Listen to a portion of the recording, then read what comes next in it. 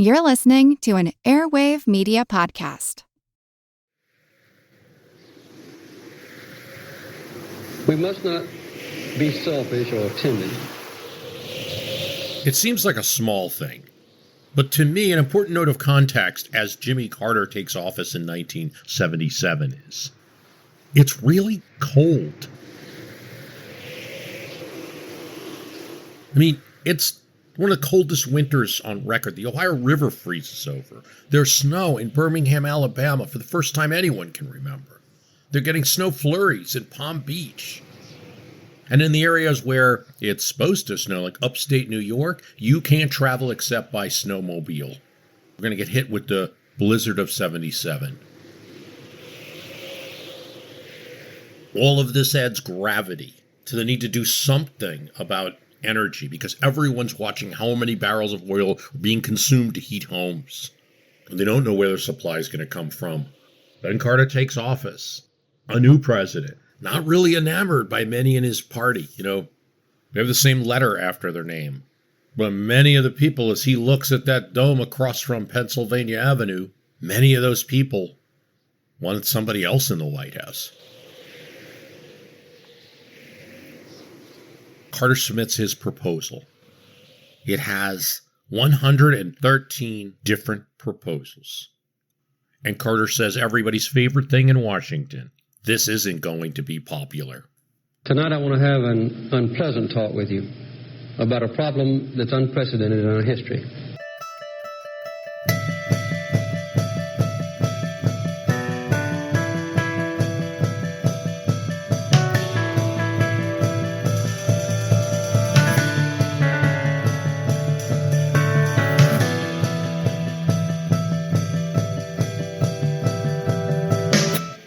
The United States Border Patrol has exciting and rewarding career opportunities with the nation's largest law enforcement organization. Earn great pay with outstanding federal benefits and up to $20,000 in recruitment incentives. Learn more online at cbp.gov/careers/USBP. In May 1977, when President Carter came to London, there was a bit of a row created over what should have been a fairly simple thing: how the British would address the new American head of state.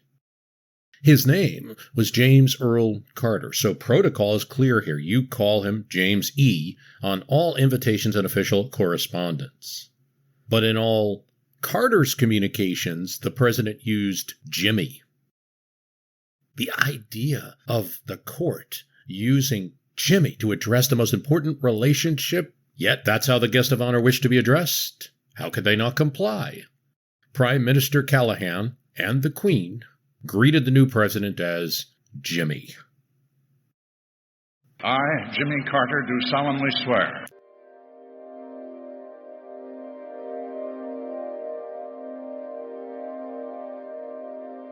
It was a unique moment, and it would remain so. We didn't have I, Ronnie, I, Georgie, I, Billy, I, Georgie, I, Barry. Chief Justice Warren Burger asked him to repeat I, Jimmy Carter, and he said, I, Jimmy Carter, do solemnly swear.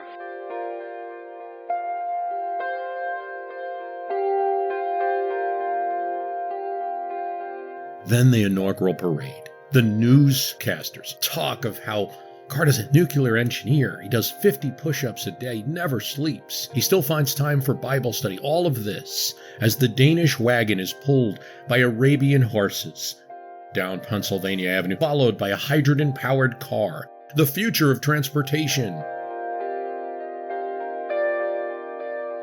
Military marchers, the nation's best high school bands, Colonel Harlan Sanders on a Kentucky Fried Chicken-inspired float, and a very brave American Samoan dancer in a grass skirt on a 34-degree day.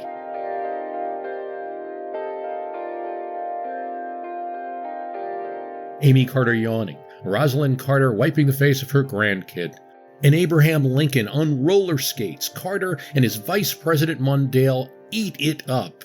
Abe skates and does 2 circles around the new president's booth. Mondale and Carter having shed their coats because the reviewing stand is solar heated. Our commitment to solar energy is unshakable, and hydrogen too. And of course, coal must be in discussions. Energy Secretary Schlesinger does not remove his coat. It was still cold in there, he would say. The media notices, but that's not the important moment. The most important moment of the day is when Carter gets in the limo, goes down a little bit, and then says, I'm getting out. I'll walk. I'm getting out. Going to walk. His aides are confused. Press Secretary Jody Powell didn't brief the press because he didn't know that Carter was going to walk. So Jimmy Carter and Rosalind simply walk to the White House. Jimmy Carter had never been to the White House. His son and grandchildren get out and are walking on the street. Amy, his young daughter, is walking on the street. All the Carters walking alone, waving to people who are on either side. Incredible, the newspapers will say. The highlight of the day. Carter walks for 40 minutes. The Secret Service knew about it, but they told him, if you want to do this, keep it a secret. And he did. There is a man who runs in from the street to greet him. He's fairly harmless, but the Secret Service just guide him back. The Miami Herald said he would doubtless like to see it as an end to fear. End of fear of unknown dangers. As he's walking down Pennsylvania Avenue, the man has a 75% approval rating. He salutes Ford for all he's done to heal our land. My predecessor, for all he has done to heal our land. And what's more, he goes over and shakes his hand. It's unusual for a president to do that level with the former president. You just ran a campaign against him. In terms of the walking down the street, it comes from a strange plan. Senator William Proxmire had suggested to the new president, in order to promote physical fitness in America, maybe you should walk. No, Carter says he's not going to do that. He finds it a bit corny, but then he thought about it. And according to his memoirs, he realized it would be important as not about physical fitness, but as a symbolic act that the president was close to the people.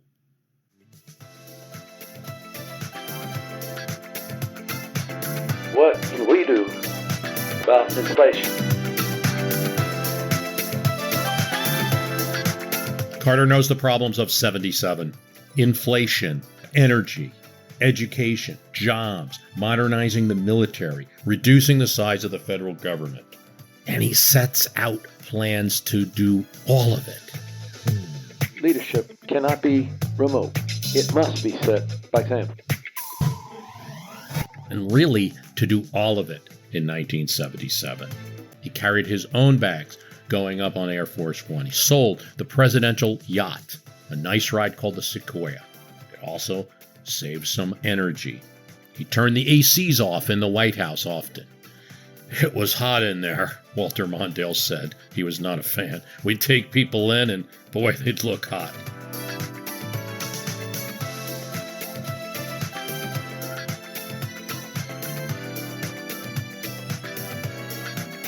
He told the Marine Band to stop playing Hail to the Chief.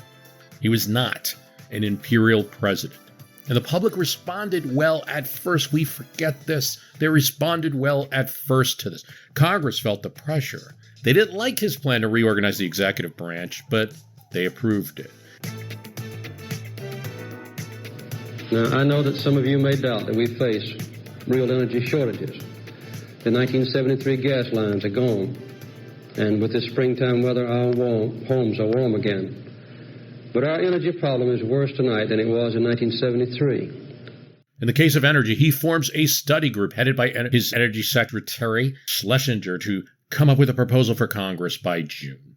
He asks for suggestions from the public. But because of the quick time frame, the study group has to really develop its own suggestions, and they don't have time for all the inputs from everyone else.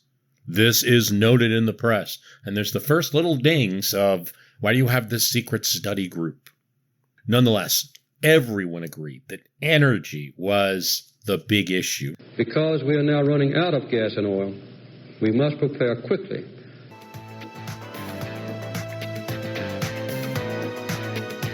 New type of president, new approach.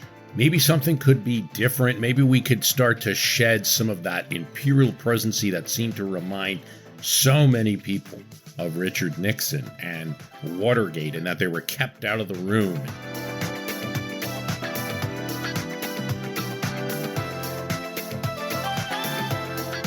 Carter's goal, at least, and his rhetoric, is to put the American people back into the room. One cabinet meeting that's covered by Time is indicative of this new president taking office. He said, "There will never be an instant while I'm president when the members of the White House staff will come dominate, act superior to the members of our cabinet."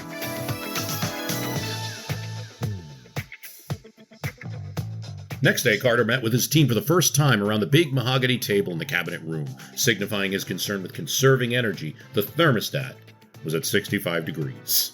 Quipped Press Secretary Jody Powell, "I'm told it was one of the most wide-awake cabinet meetings ever held." It better had been, because the meeting lasts 3 hours, 90 minutes longer than they schedule, and Carter had a list of instructions for all the cabinet members. He requested proposals for trimming the bureaucracy, particularly how to consolidate 3,500 lawyers working in the federal system. As a small businessman, I know these positions could be readjusted to the great savings of the taxpayer.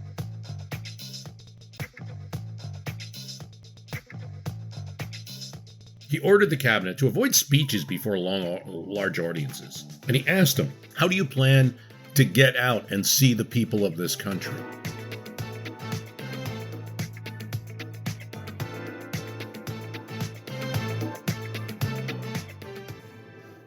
Carter barred his senior aides from using government limousines except for official business. On Carter's orders, 12 leased Chrysler sedans and 8 other vehicles were removed from the White House fleet, which is now down to 36 cars, for a staff of 485. Henceforth, outside working hours, staffers will have to depend on cabs. One of the first victims of the new policy was National Security Advisor Zbigniew Brzezinski, who was refused a car to take him to the press club dinner, despite his plea that it was official business. Finally, he drove his own car, and arrived a half hour late because he had trouble finding a parking space. Carter is the first president to join a live talk radio show. Ask President Carter, they called it. He took 42 calls from citizens. Silly questions like, why can't we ship boxcars of snow to the West to alleviate the droughts there? Which a 13-year-old boy asked. Could karate training be given to those in the military? What do you do to relax, Mr. Carter? Could we have a Yankee baseball game in Cuba? How can we produce more jobs? Why does your family live in the White House, Mr. Carter, off the taxpayers? We aren't mooching. Personal expenses of my family are paid out of pocket. Why are you pardoning draft dodgers and junkies and not doing anything for people like me in the military, one caller asked. Did you say dairy farmers were making too much money? Absolutely not, the president said. Are you violating states' rights by lobbying for the Equal Rights Amendment? Absolutely not, the president says. Would you like to volunteer for the space program, maybe for the space shuttle? No, the president said. I'm probably too old for it. Mr. President, what can you do to protect us from shoddy merchandise? What can you do for farmers? Has the War Powers Act limited your authority? This and a tour out to meet the people was well received. Carter's talk show style was ridiculed by the Saturday Night Live program, which had just recently started. And now, live from the White House, ask President Carter. I took some acid. I'm afraid to leave my apartment, and I can't wear any clothes. And the ceiling is dripping, and Well, thank you very much for calling, sir. Please. Just a minute, Walter. This guy's in trouble. I think I better try to talk him down. Peter? Yeah? Peter, what did the acid look like? They were these little orange pills. Were they barrel-shaped? Yes. Okay, right. You did some orange sunshine, Peter. Very good of you to know that, sir. How long ago did you take it, Peter? I don't know. I can't read my my watch. All right, Peter, now just listen. Everything's going to be fine. You're very high right now. You'll probably be that way for about 5 more hours. Try taking some vitamin B complex, vitamin C complex. If you have a beer, go ahead and drink it. Okay. Just remember, you're a living organism on this planet, and you're very safe. You've just taken a heavy drug. Now, just relax. You know, and they were making fun of Carter's, like, kind of making fun of his ability just to answer all of these different 42 types of questions and things. And you hear. Well, stay inside and listen to some music, okay? Do you have any Allman Brothers? Not so well received was when Carter issued a statement backing Israel's statement that it required defensible borders. But then he had to backtrack and clarify that he was not changing U.S. policy in his statement. The previous U.S. policy, Nixon, Ford, Kissinger, all of them, had called for just merely secure borders rather than defensible. Press Secretary Jody Powell was in summoned action, urging reporters not to put too much stock into the specific words the president used. More proposals. Carter proposes $250 million for youth jobs. He suggests to Congress that they work on a constitutional amendment to abolish the Electoral College and to pass election reform, including subsidies for House and Senate candidates. He supported nuclear power. Carter's energy secretary, not him, Schlesinger, and this is 1977, calls it safe. I would sleep right next to a nuclear power plant, Schlesinger says. He supports curbs in the federal funding of abortion. When asked, is it fair that a rich person can get an abortion where a poorer person cannot, Carter says, sometimes life isn't fair. Carter called on Congress to decriminalize marijuana in small amounts, mixed with a combined White House effort to discourage all drug abuse in America, including abuse of alcohol. 25 grams of marijuana, Carter said, should be treated like a traffic offense. This was the law in place in New York at the current time. He called to limit mortgage deductions, reform welfare, and urged the Fed to reduce rates. A lot for 1 year. To strict conservation and to the renewed use of coal and to permanent renewable energy sources like solar power. There have been different times since I've started this podcast in 2006 where energy prices have been a problem, where prices have spiked for different reasons. Energy must be our greatest concern, but too often other priorities are in the way. It is for the President to remind Congress and the American people of its importance. We've been in the midst of one of those now. Inflation's not something I could talk about in any other way than an archaic historical political issue. No, not anymore. So we understand a lot more about 77 and what Carter's up against taking over as a new president, really being handed the same problems that weren't solved. Energy prices were high, and they were driving the cost of everything else up. Foreign sources were 50% of the supply, which meant the U.S. was dependent on other parts of the world. It's worse because more waste has occurred and more time has passed by without our planning for the future. And it'll get worse every day until we act. Despite an initially sunny image, Carter had problems underneath this surface. He didn't beat Ford by a lot, just 2% in the popular vote. He benefited from Republicans voting for him, mad about Watergate and the pardon of Nixon. He didn't bring many Democratic congressmen with him on his coattails. New energy was felt in the Congress in Washington, D.C. after 1974, when they win a big election and the so-called Watergate babies, more liberal, Democratic, mostly congressmen, are elected. They don't know anything to Carter. They're more liberal than Carter. Carter didn't bring in any new congressmen on his coattails in the 76 election. Thus, relations with the new Speaker, Tip O'Neill of Massachusetts, who had been majority leader, taking over from Carl Albert, were tense. Carter had talked again and again in his campaign about getting rid of the old politics. The Carter people were talking about me, is what Tip O'Neill, a veteran of political maneuvering in Congress and in the Massachusetts State House, said. They were talking about me. Coming from streetwise Boston politics, he didn't see the merit in giving up those old politics. That's what got people heating, food, education. All that had to be fought for in Old Boston and in D.C. Still, he figured Carter's people were just using this as a nifty slogan. They'd drop it and get to work on the Hill like everybody else. No, he was wrong. In his first meeting, Carter goes on and on about how he was going to change things, and he'd work around Congress if need be. Tip O'Neill is beside himself. In all his meetings with Nixon and Ford's people, they wouldn't start a meeting talking about how they're going to work around him. They at least consulted with us. It starts with appointments. Carter is going to do this based on merit. If there's a Republican and they're qualified, they can get the job. The administration was only rarely consulting with the congressional members, and importantly, senators or congresspeople from the state where the potential appointee was coming from. Usually there's more consultation with the White House over that, or a consultation at least with the relevant committee heads. If you're going to appoint a labor secretary, you're going to look to that relevant congressional committee. Some of the key people Carter appoints, Bell Griffin, Burt Lance, Jody Powell, Stu Eisenstadt, and Ham Jordan, were from Georgia. The press was already calling them the Georgia Mafia.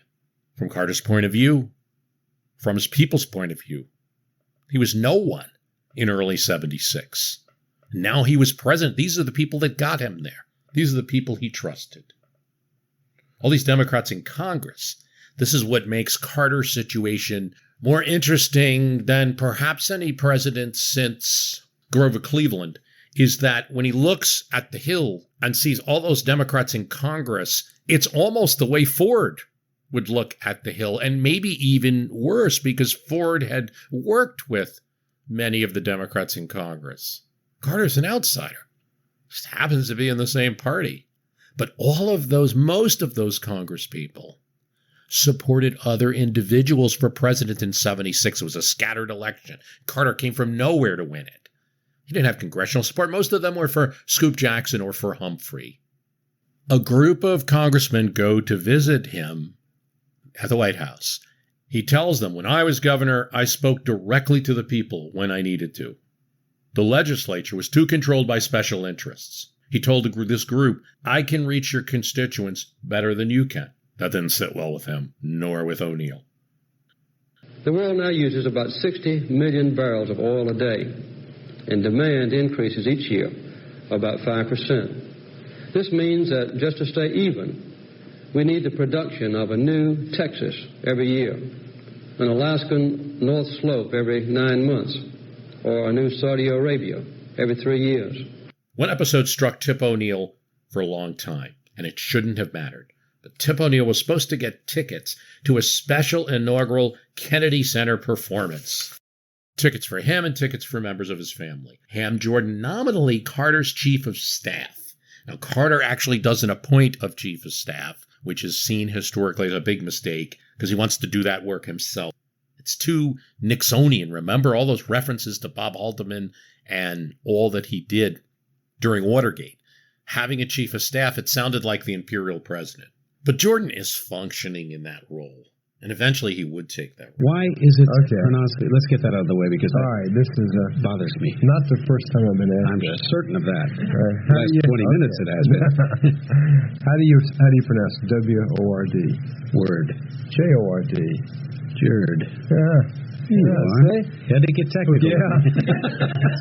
Jordan doesn't get O'Neill and his family these tickets.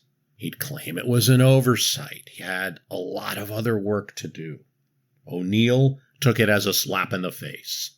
The new Georgia folks saying this is where he and his old politics could go. O'Neill was livid. I could shut you guys down for a month, he told Jordan. Jordan apologized, eventually. But O'Neill never liked him. 12 years later in his memoir, he called him Ham Jerkin. You don't become president of the United States by accident. You have to have ability and talent. And Nixon was a brilliant man, and so was Jimmy Carter, and Jerry Ford. But, we can't just take Tip O'Neill at face value, I think, either. I think there's some truth in what he's saying, but he had an agenda. And frankly, if you took polls of the country, on some issues they might support O'Neill's agenda, but on other issues they wanted a more conservative turn at this time. I mean, country's going to elect Reagan in a few years. Nobody knows that at this time.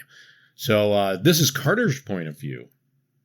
Carter feels like Democratic members had been used to Nixon or Ford, and their attitude was one of competition. Had not been in more than a week when top Democratic leaders were complaining that they hadn't been adequately consulted with. It seems they had an insatiable desire for consultation, which we were never able to meet. Those are the two sides there about what happened with Jimmy Carter's presidency, because one of the main failures, spoiler alert kind of thing, is that it didn't work with Congress well. But they really were ideologically different. It just happened to be of the same party. Carter has a point. Tip O'Neill keeps talking about being consulted with. Well, did they want to be consulted with? Or did they want to change what Carter's team wanted to do? And that's the open question.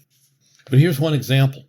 The Carter hit list, a list of dam and water projects that Carter's people identified as pork, waste, he wanted to get rid of to help balance the budget. You've got to balance the budget, Carter thought, in order to get inflation down so that the government is not competing for debt with other private sources. These dam and water projects were very important to the members. They were in their districts. And when the list leaks to the press and is published without consultation with Congress, it made members look foolish in districts where they were promising these dam and water projects. So Carter takes a few dams off the list, not many. And the House promptly votes against Carter, 247 to 177, to stop his hit list. It's an early signal that Congress wasn't going to do his bidding. Carter took a lot of time on his nominations. He wanted a thoughtful process. Yet he hit snags. Griffin Bell, Attorney General, hadn't he been a segregationist? Ted Sorensen for CIA Director. Okay, key Kennedy aide. But he was a conscientious objector during the Vietnam War. Now he's going to be director of the CIA? He had to withdraw the nomination, and it looks bad. Then the proposals he sends to Congress are a veritable Potomac of legislation. Maybe he took on too much, Carter admits in his diary, keeping faith. But it's impossible for me to delay when I think there's important work to be done. He hits a snag when he proposes to cut corporate taxes. That's kind of more of a Republican idea. This isn't what his party's member in Congress want. He hits another snag. Labor wants $30 billion in public work spending and a 70-cent minimum wage hike. But Carter didn't win primaries with Labor. They supported Humphrey or others. Sure, Labor says, but we got you the general election. Remember, you only squeak through. Carter and his team don't quite believe that. That's the politics behind it. Carter proposes 20 cents increase in the minimum wage. We must find productive work, those able to perform it, which is the basis of our society. He will eventually get a more weaker public works legislation, the Humphrey Hawkins bill. The AFL-CIO issues a statement in May of 77, 3 months after Carter takes office. Jimmy Carter has retreated. Carter doesn't care right now. That's the old politics. In fact, a reassuring poll shows that Jimmy Carter would now beat Ford by 8 points instead of 2, and this is May 1977. Then there's the $50 rebate. Carter wants to send a check to every household. This was a new idea at the time, but it's something we're more familiar with. Sending a check to every household, $50. Milton Friedman, the economist, rallies the strict economic conservatives against this. Inflationary, the sure way to kill things. But it's popular to send out money. And Carter wins over some Democrats in Congress to supporting this who hadn't been for it originally. Then Carter gets an economic report and sees that the economy has improved slightly and pulls the idea. He didn't consult with us, O'Neill said. Members had stuck their necks out for this $50 idea. You reach the first 100 days, and whose ever fault it was, there's an issue. See, since FDR, this has been the standard. In 100 days, a new president should achieve all these great things. But Carter hasn't done much. He does a minor energy, out-of-state deregulatory law. He issues amnesty to draft dodgers. That's as controversial as it is supported. That's a mix. Small executive actions and things. But no legislation. Now, Carter's and their team respond that they have no easy single action bills to give. Problems are big. Oil per barrel has doubled. Schools are closing to save money on energy. The solutions are just as big, just as complex. They're not going to be done in a month. He puts forth his energy bill. It's a moral equivalent of war, he said. It has 113 proposals.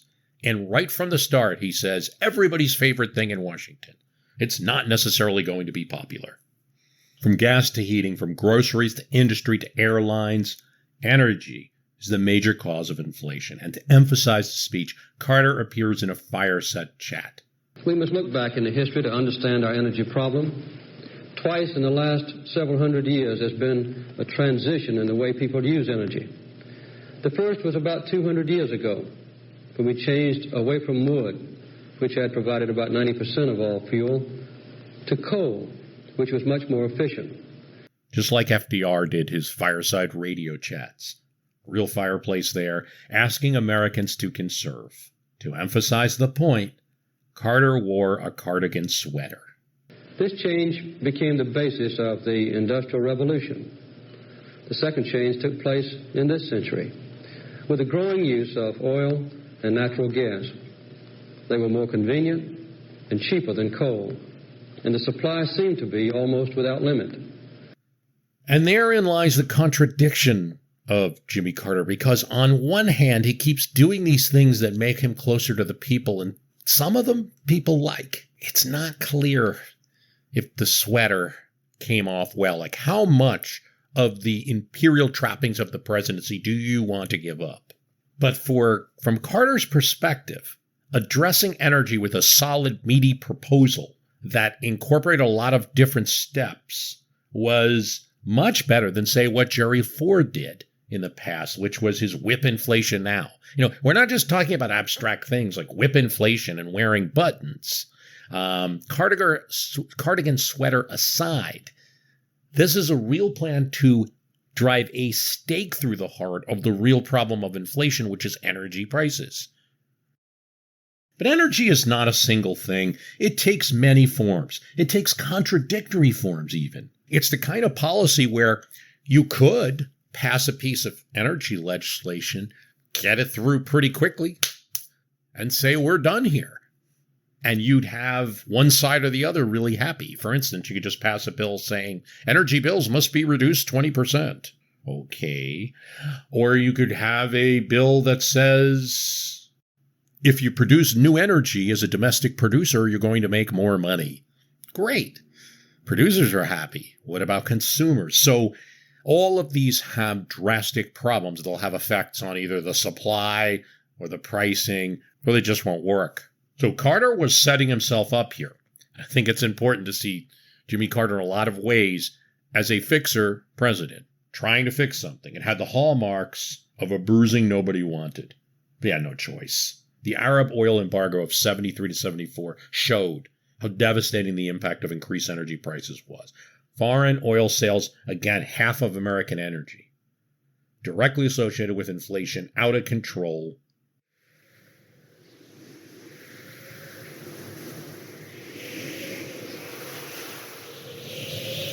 Another thing to keep in mind as we talk about 1977 is they have this really strong winter.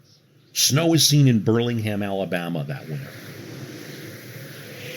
There are flurries on the outskirts of Miami and even seen in the Bahamas. Up north, where it's supposed to snow, it's blizzards, and the snowpack is so heavy because the snow and the wind just keeps on pushing it, that in western New York, you're basically at the point, travel by snowplow only. We're using more and more energy in the country to deal with that winter.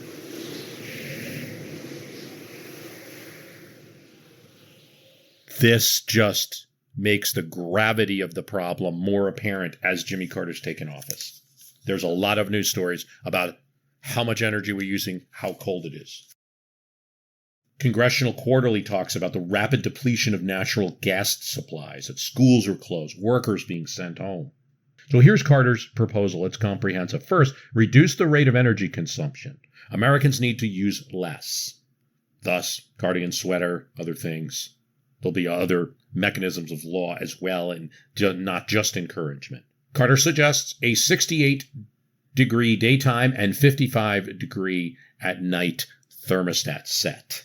It is weird now to think about the President of the United States telling us where to set a thermostat, and that might be only associated with Carter, but Nixon does it during the oil embargo, but Carter gets more memory and history about doing it.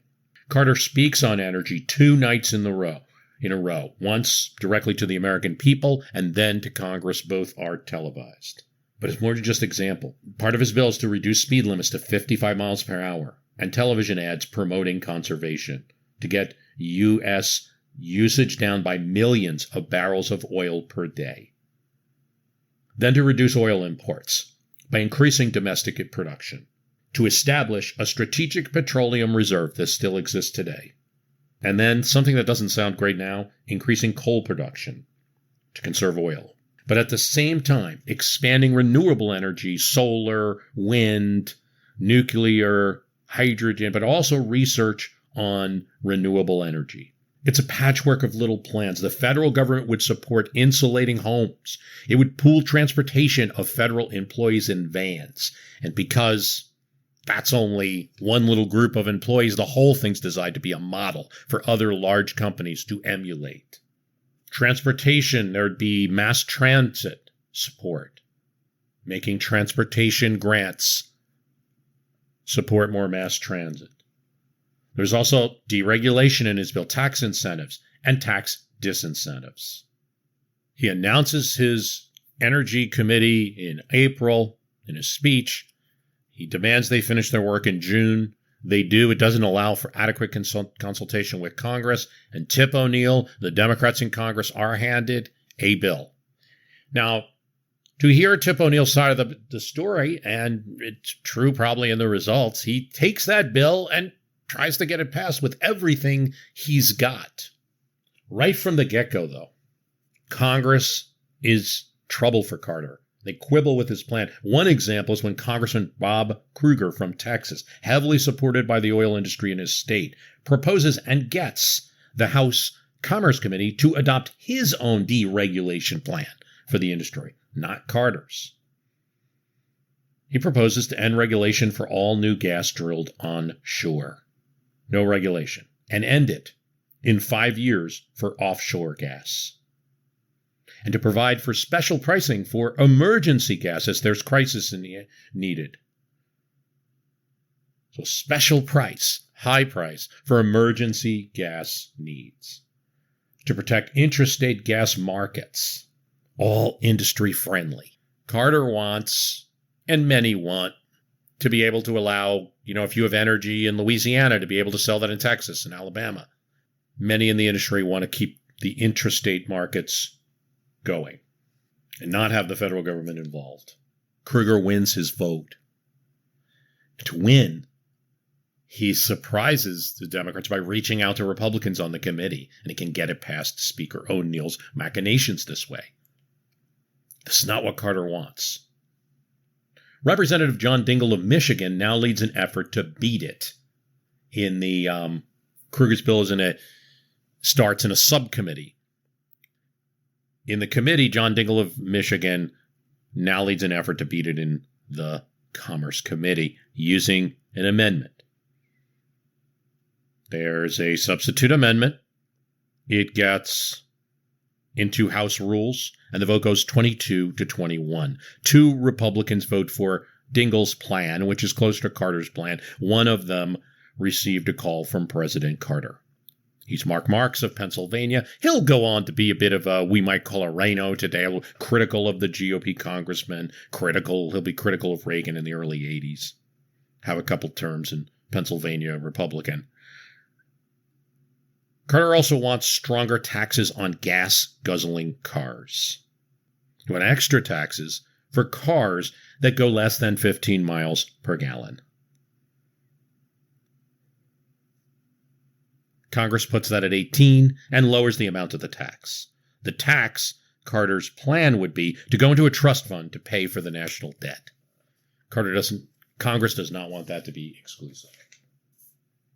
House approves his tax on wellheads to raise the price of crude oil produced in the U.S. through taxes, which would raise these prices from $8.57 to $13.30 per barrel in 1980.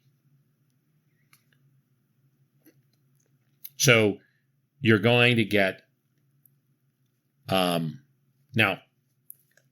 So in other words, the Carter Energy Plan is to raise prices for oil as a disincentive to using more oil. But the way to raise those prices is through taxes. World prices are much higher than domestic producers. So Carter says if you start a new wellhead, you can sell at world prices. In other words, no regulation on price. Carter's plan also involves taxes on these wellhead taxes to be rebated to all adults through tax credits. Now, for those who have oil heat in their house or kerosene heat in their house, a rebate to dealers would be provided that they could pass on to consumers. A 20% income tax and up to $2,000 for expenses. Carter's energy plan also calls to ban new utility plants from burning oil and requiring coal or other fuels to be used. So, so a lot of this is going to sound, first of all, it's going to sound very government intense and heavy. And it is. Although, to be fair, energy is an area where the government's always been a bit more involved with energy and utilities and things like that. But yeah, Carter's is a very heavy-handed plan in a lot of ways. I mean, that sounds I really don't want to bias it so much by saying it, because that is what opponents are going to say about it. Oh my gosh, you should see Reason magazine here. Might as well just quote it. Yeah. Carter's energy program amounts to a declaration of war, not against Arabs or against waste, but against the taxpayer. What Carter has proposed is nothing short of fascism. Yeah, and you thought that was only used now, right? Fascism. Okay. So, yeah, I mean, there's going to be a lot of musts in Carter's energy plan. There are also going to be some incentives for production. Again, like allowing new wellheads to pay to get the world price for oil. He's going to require coal. Now, this seems strange, but coal is domestically produced, so it doesn't impact foreign policy at the time, which was very dicey in the Middle East in the late 1970s. Still is, right? And, you can use other fuels on new energy plants. So there's going to be a way of encouraging solar or wind, but it's like if you can't, because not all those technologies were developed well yet in 1977. If you can't use it in your new energy plant, you can also use coal, but we're banning oil. There will be special natural gas price controls. What happens in the House is they do end up passing Carter's energy bill in July. In fact, leaders go to work for Carter's plan and say, look, we want this passed by August. We're not the Senate. We're not here to slow things down. This is the president's plan. There's urgency. When pro-industry proponents try to introduce a deregulation scheme that we talked about earlier, but they enhance it and it goes to a floor vote, Tip O'Neill comes down from the podium and goes to the well of the House like any other House member and speaks forcefully for the bill. Never have I seen so many lobbyists in town. This is a vote for the consumer. And by a vote of 227 to 119, O'Neill is successful, and they throw out Kruger's deregulation plan, and eventually Carter will get most of his energy bill. Now, what is very controversial is a tax at the pump. That'll be removed. And the other part that's controversial is a plowback, incentives for production. That's defeated as well in the House bill. And it goes to the Senate.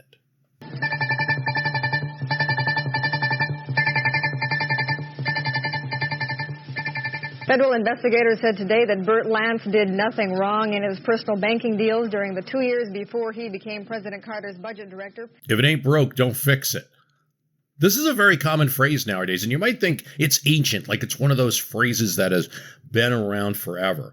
But it's not really. It can be traced pretty much to 1977 and to Carter's budget director, Burt Lance. He had served as Georgia's highway director, and Carter tapped him for the position running the country's budget.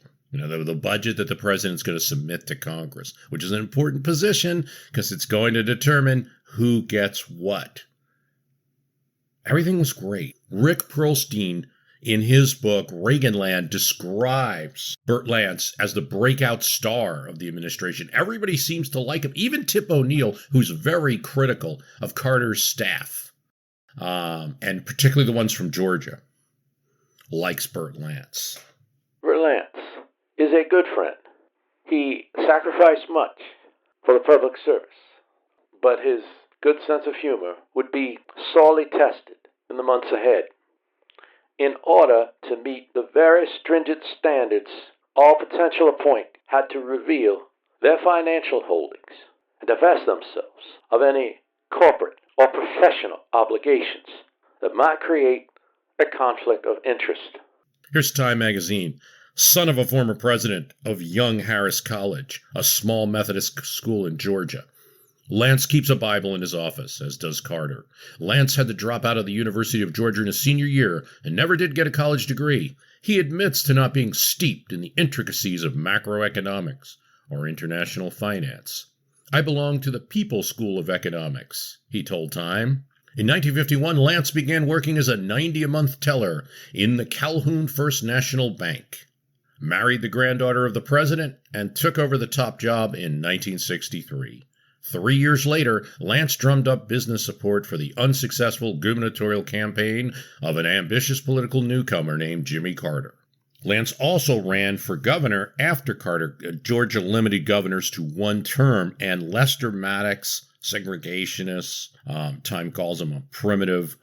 This is an account to Time magazine. Lance was his choice, but despite the expenditure of $1 million in the campaign, Lance lost the primary to Maddox and George Busby, the eventual winner. The next year, Lance became the president of the National Bank of Georgia.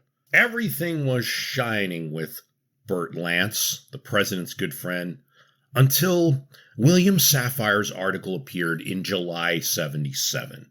Questions had been raised about Lance's use of his position as president of a Georgia bank to obtain multi-million-dollar personal loans from banks in New York and Chicago. Really that first article that hits Carter's Broken Lance is not a friendly. One could almost call it a hit piece. It's full of insinuations about, what Lance was involved with Teamsters accounts in his bank. And Teamsters are associated with mobsters, so ergo, Lance is associated with mobsters kind of stuff, suggesting impropriety in political favors. But what Lance did have was a troubled bank. It needed help, and First Chicago bailed him out. Here, Safire pointed out, we have a situation in which the man running the country's finances is in hock for millions. Why did First Chicago bail out this little bank in Georgia? Perhaps to gain a friend in the new administration. I advise Burt, go to the Senate Governmental Affairs Committee, which had been responsible for his confirmation. Inform its members of the facts and ask them to relieve him of the obligation to sell all his stock. The Senate committee approved this proposal, but the process aroused a firestorm of questions from the press. The news starts to accumulate. There's more analysis of what Lance is doing. Here's from Time magazine. Burt Lance was summoned last week for what was supposed to be an unpublicized interrogation by the comptroller of the currency, John Hyman, who's investigating loans the budget director has received. After the hour-long session, Lance hastily called a press conference to reveal and rebut new questions Hyman had raised about a $2.6 million loan to Lance by New York Manufacturer Trust in April 1975. Soon after, he became president of the Bank of Georgia. The big question is whether Lance got the credit as an improper quid pro quo for having his bank place an interest-free deposit to Manufacturers Hanover. After the loan, his Georgia bank shifts its correspondent account in New York from Citibank to Manufacturers Hanover. depositing $250,000 and later reaching as much as $1.5 million. So the allegation here is that because of a personal loan that Hanover extends to the bank president, to Bert Lance, he moves the Georgia bank's accounts to this New York bank. Illegal? Maybe not. Hard to prove exactly in any case, but questionable. And when more of these allegations start to come out, Carter doesn't say anything during this investigation, but when the first report comes out from Carter's Treasury Department, from the comptroller of the Treasury, it's reviewed by Ham Jordan, a couple other aides of Carter. They present to him, and it looks like an exoneration. And Carter goes out with that and says that the report shows that he had done nothing. I have reviewed the report of the Comptroller of the United States, both personally and also with the White House legal counsel, Bob Lipschutz. And my faith in the character and competence of Bert Lance has been reconfirmed. That's not exactly what the report says. The report says there's nothing that could be prosecuted. Here's the Times. The White House strategy was the product of an early principle in initial era. The principle stressed by those around Mr. Carter was that no individual ought to be driven from office by unsubstantiated allegations. The error was that the first report of the comptroller of the currency confirmed the White House belief that there were no legitimate charges against Mr. Lance. On the evening of August 17th, the draft of the report by the comptroller was hurriedly examined by Hamilton Jordan and other aides. Mr. Hyman had written, "We do not believe that the information developed to date in the inquiry warrants the prosecution of any individuals." The sentence was carefully drawn. It stressed that there was no prosecutable evidence, without saying there was no questionable conduct. Nonetheless, at Camp David, Mr. Carter decided, on the strength of his aide's initial reading, that he should strongly endorse his budget director.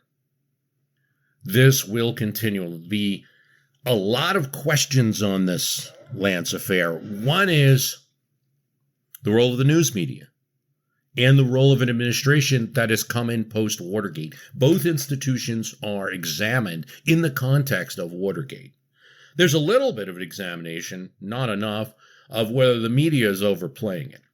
For instance, Robert Novak, who is critical of the Carter administration, generally a conservative journalist, criticizes Sapphire for using the term Lancegate. You know, it's one of the first uses of that term in another context. And he says, absolutely no call for that. Total exaggeration to call this a gate. Like, it's not anything impeachable. At best, you know, Bert Lance is probably going to have to resign.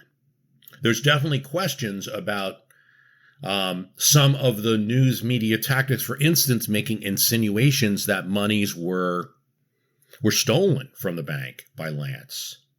And Lance is going to be brought up on charges, and in 1981 is going to be acquitted of all these charges and actually start running the Calhoun Bank again until 1986.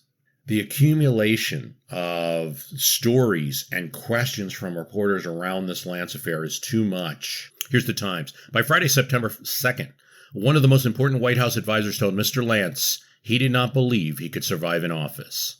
The advisor, not identified by the Times, expressed an opinion about which he was later to waver, that the committee hearings will not help. They'll make things worse. He could spare himself if he merely read a statement in his own defense and then announced he was going to resign. The trouble was, Bert didn't agree. And now, so you have a friend of the president, a good friend of the president, campaign manager of the president, guy who wanted to be governor after him. I mean, just so many things there. In trouble in Washington, D.C. And one of the points Carter keeps bringing up is that he sold his stock in this bank in Georgia in order to take this position in Washington. And now look what they're doing. So Bert Lance is apparently, from the inside accounts, looking for an exoneration of himself, and Washington is not the place to get it. And so the only one that can do it is President Carter.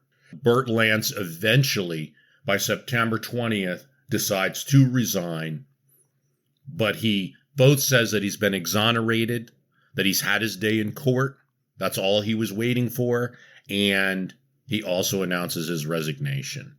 Jimmy Carter puts out a statement that says, Burt Lance is my friend.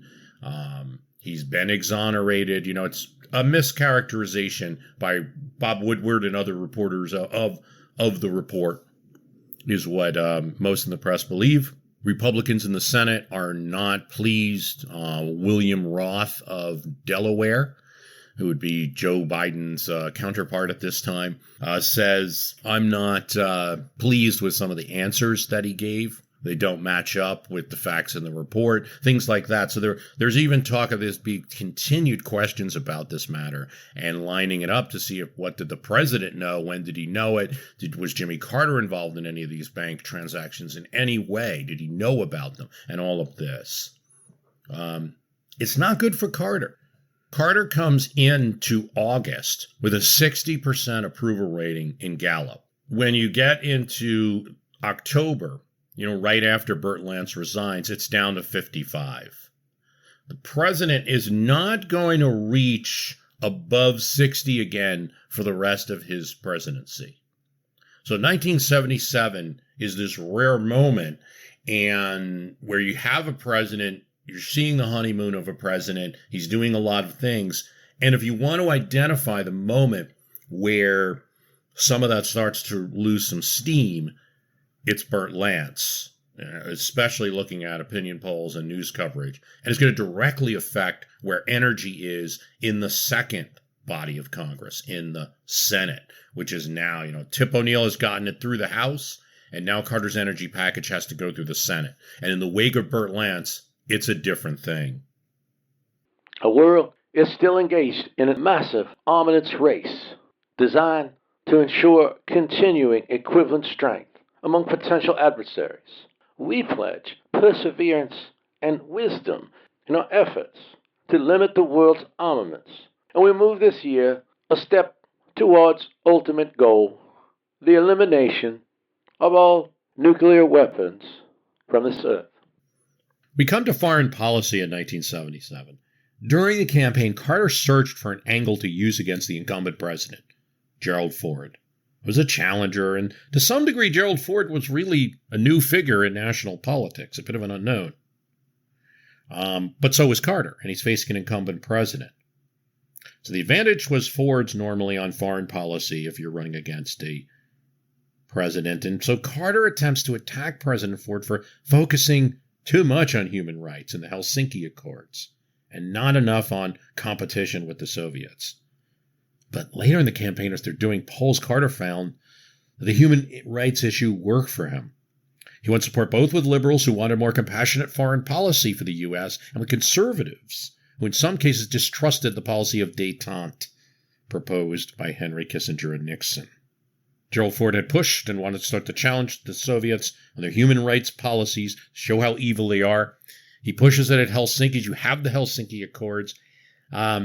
Looking back, both Carter and Ford take some credit for the fall of the Soviet Union. It's a mixed bag. Certainly Helsinki embarrassed the Soviets on the world stage, but many people will tell you it wasn't the Helsinki watch groups that brought down the Soviet Union. It came from a very different place, but put that aside. In any case, Carter now embraces that issue of human rights. And so essentially by the end of the 76 election, after flirting with, I'm going to attack Ford for being too human rights focused, he comes back to it, and both candidates are really for human rights. So Carter takes to office with a human rights foreign policy agenda. He sent Cyrus Vance, his new Secretary of State, to Moscow to meet with the Russian leaders. But before he does it, he sends out a message, and he makes statements about human rights in the Soviet Union. He even writes a letter, Sakharov, which goes as far as to say, we're going to do everything we can to help you. Sakharov writes back. He says, can you speak out for a few other people? Carter doesn't go that far, but he does write a letter to the most important dissident, the engineer and spokesperson, Andrei Sakharov. Something else. Within a month of his presidency, Carter wants to signal to the Soviets that he means to be peaceful, and he does this by reducing the defense budget. But it's not a lot. He proposes $120 billion for 1978. That's $3 billion less than what President Ford proposed. Are the Soviets impressed by this gesture? It's hard to say. The amount Carter proposes to reduce is small, and indeed it's still a $10 billion increase off 1977, the previous year's fiscal budget. Maybe, though, he's showing that he's not going to build a Leviathan. So, for instance, you're hearing about the deployment of cruise missiles to postpone the Russians' new bomber, the backfire bomber, to reduce the deployment of missile launchers, to stop the deployment of any new weapon systems, to freeze the present level about 550 intercontinental ballistic missiles, to limit the number of test firings of missiles to 6 firings per year. All of this, Carter believes, is fair, balanced, a substantial reduction to the arms race, which would have guaranteed, Carter says, a permanent lessening of tension and a mutual benefit to both our countries. Okay, and so Cyrus Vance gets a pretty cool reception in Moscow. I mean, Carter had expressed in public his negotiating positions. So that's a problem. Now the Russians, they don't have to face elections, well, non-competitive elections every 2 years, but they still have public opinion to deal with, and they have internal party opinion to deal with, and they don't want to look weak. If all you're doing is accepting what the man has put out there in public, he hasn't kept his wants secret, people will think you didn't get enough. Leonid Brezhnev sent Cyrus Vance home early with no concessions at all, already in March 1977. Carter tries to put a good spin on it. My own opinion so far, and I've done a good bit of work on it even since Moscow talks, is that our proposal was fair and was equitable. And if the Soviets can give us some explanation about which we were not aware concerning their own capabilities or plans, I would certainly take that into consideration. I'm not discouraged at all. Cy Vance sent back the word that he was disappointed that we didn't reach immediate agreement, that he was not discouraged. The reporters ask him if he's going to abandon his human rights statements. No, I will not modify my human rights statements. They're compatible with the consciousness of this country. Soviets have in effect ratified the rights of human beings when they adopted the United Nations Charter, Carter says. The Helsinki Agreement, which will be assessed at Belgrade later this year, includes references to human rights themselves. So I don't intend to modify my position. It's a position that I think accurately represents the attitude of the country.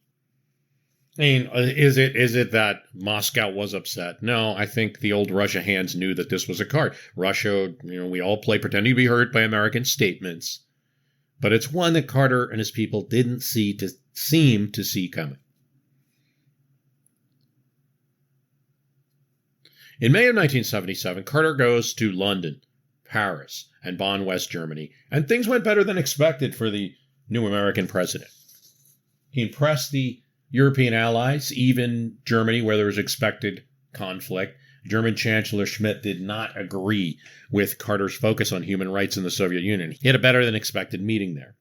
In Korea, however, Carter has another flub. Looking to balance the federal budget, he saw the huge expense of troops on the Korean Peninsula, and he advocated moving 30,000 troops from South Korea from the demilitarized zone. When the general in charge said it would be unsafe, Carter fired him.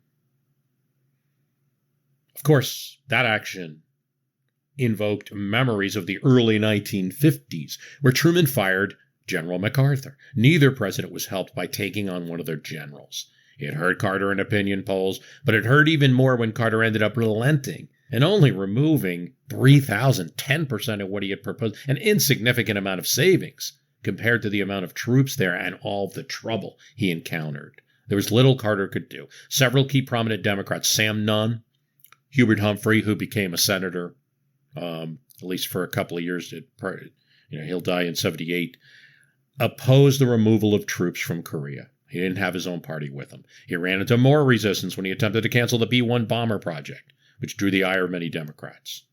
During Carter's visit to Europe in May, he also took time to go to Geneva to visit the Syrian leader Assad. He was attempting to forge relations among Middle East countries that America had not talked to before, but this sparked criticism and an angry reaction from Israel and contributed to the hardline Likud policy, winning their election in May. They used this as an issue. We're going to be tougher with America as one of Likud's campaign messages.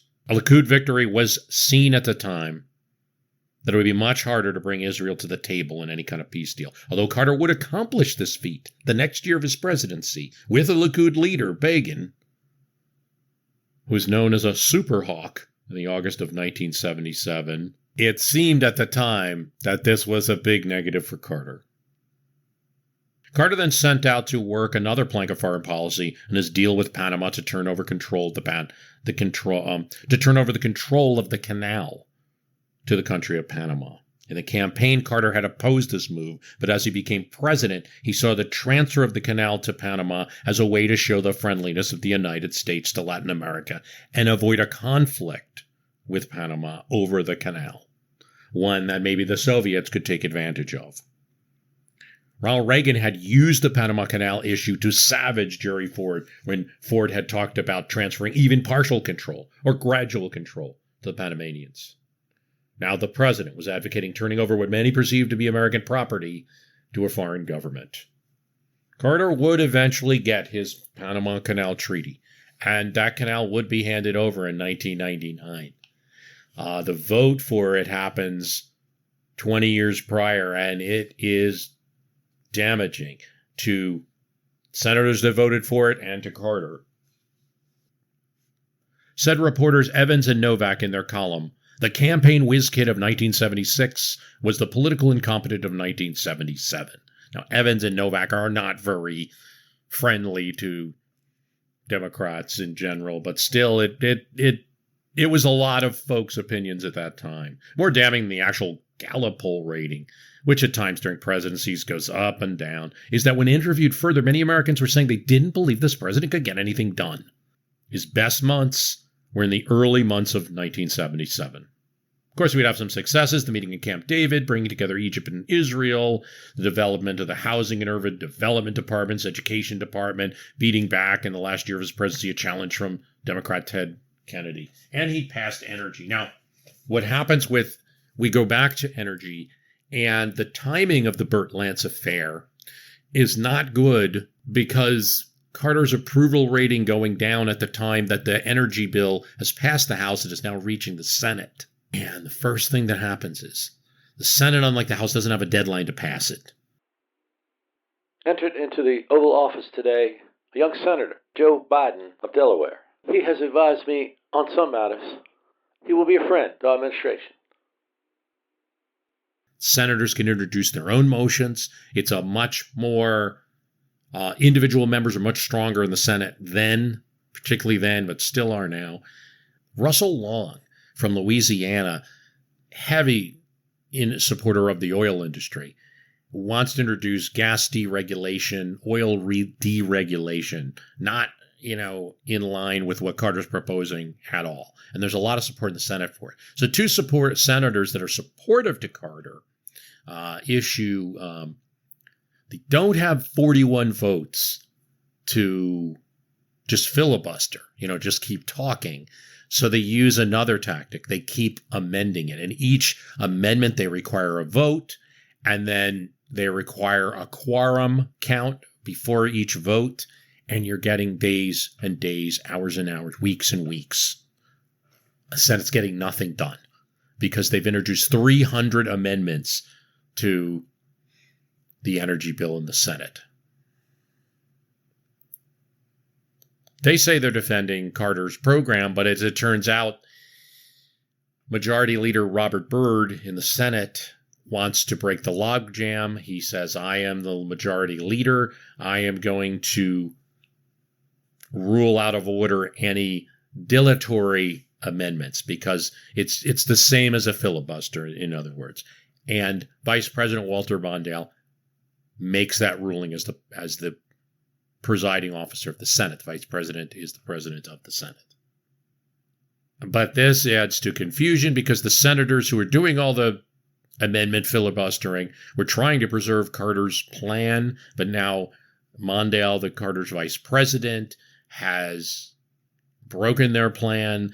There's, accusations that the administration is double dealing and all of this stuff. And in any case, it takes quite a long time for the Senate to pass an energy bill, and it's very different from the House bill. It's going to have to be adjusted in conference, and that's not going to happen in the first year of 1977. Carter says it was the one issue that must be called a failure. The presidency of Jimmy Carter is an example of a phenomenon in American politics that is seen in 1977, the presidential honeymoon. The president is elected conceivably with a large mandate. A little bit of fear in Washington of this new guy coming in who can make or break their political careers, who the American people might like and don't want you to oppose. Get some respect from the Congress. But they have a few months to achieve the maximum amount of their goals. It does seem that successful presidents accomplish things in the first few months. Maybe it doesn't have to be 100 days. But it's those first few months. Carter's story demonstrates the opposite, that if you don't accomplish in the first few months, the whole presidency might be in trouble. A couple other notes about Jimmy Carter. He has, as you know, become one of the most successful ex-presidents in his involvement with charity work and the Carter Center, several diplomatic initiatives helping sitting presidents with foreign policy at different times, monitoring elections, resolving crises around the world. He's improved his image overall as a person. And polls that are taken decades after his presidency even see his presidency in a greater light. I believe that since we've experienced energy spikes in 2008 and again in 2021 and 2022, we understand Jimmy Carter in 1977 perhaps a little better now. As throughout the 80s and the 90s, all that anyone would look back and see the pain of the times and associated with him. Maybe that view is controversial. Maybe there's some that think that a different person elected in 1976 somehow wouldn't have those same problems. The energy plan that Carter's going to pass in his next year, changes things dramatically in terms of energy policy. That strategic reserve is still there.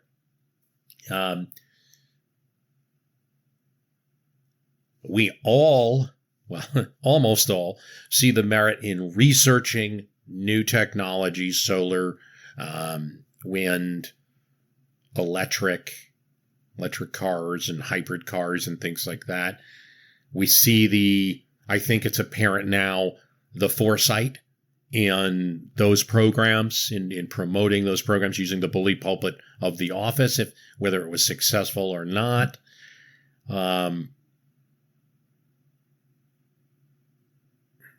Other parts of it, for instance, windfall taxes, were just simply removed from the programs, and some parts of the energy plan that Carter had just simply don't work. I mean, it would require a whole podcast to go into that.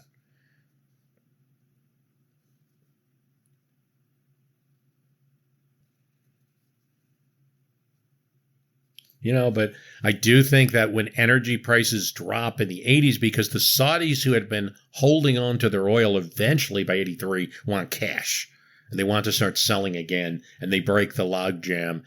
And that's one of the many reasons that prices go down a bit. And so when you're in a time when costs are less, it's harder to see a president in a time of sacrifice, in a time where energy supplies were limited here. And to look at that. There's something else here. Presidents, per the Constitutional Convention, were elected by the Electoral College, a group of supposedly wise men who would be picked merely for the purpose of selecting a president. The president was not originally elected by the people. Though there were proposals for it, it's not what passed. The framers of the Constitution didn't have anything like a mandate in mind. It was Andrew Jackson who started the concept of an election mandate. That produced a mandate that gave the president the idea of being the representative of the people. They're elected by the whole nation. They have a mandate to govern. Carter takes that extremely seriously. And I think at times, too seriously. And I think at times a person that was a Democratic president and seen as somebody who's a fan of democracy, and he certainly is. I never thought he was anything else. But was a little, seemed to be a little bit too enamored with his own election and not the concurrent election of members of Congress, who also had a mandate in each of their districts. Despite the frenetic energy and pace of introduction of legislation by the White House, the calendar is the reality. 1977 must end. And by the end of it, through all the trials and tribulation, you have a president with a 57% approval rating.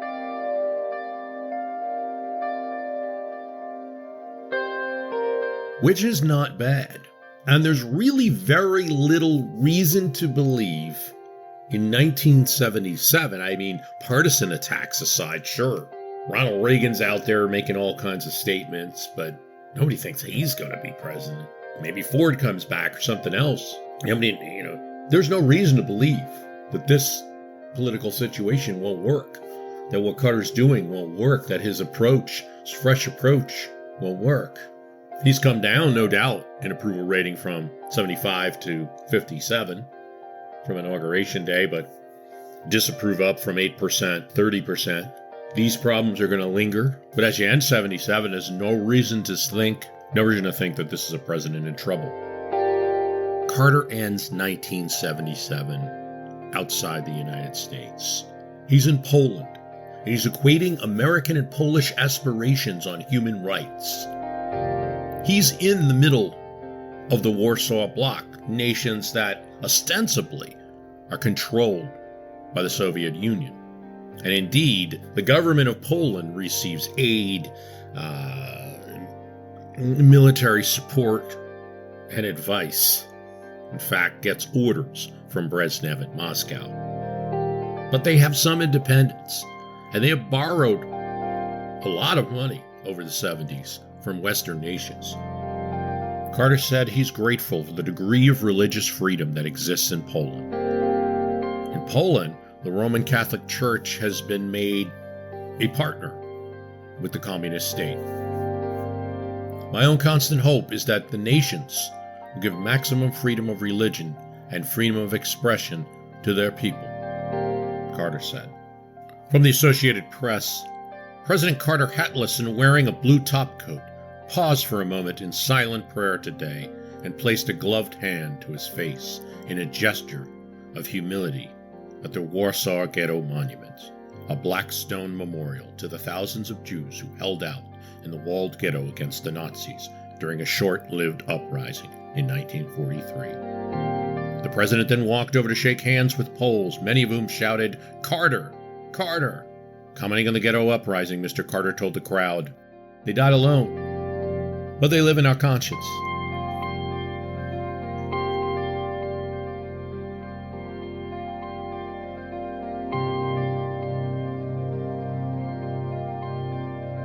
I want to thank you for listening. The website is www.myhistorycanbeatupyourpolitics.com. A thing to say about this cast, this was originally produced in 2009, and I've added to it a bit. It's originally from 2009. I'm going to be doing that with some of the older podcasts, because there's a lot of good information there. It's just some of them were badly recorded, bad production. And I also think there's a few things to add. Hope you enjoyed it.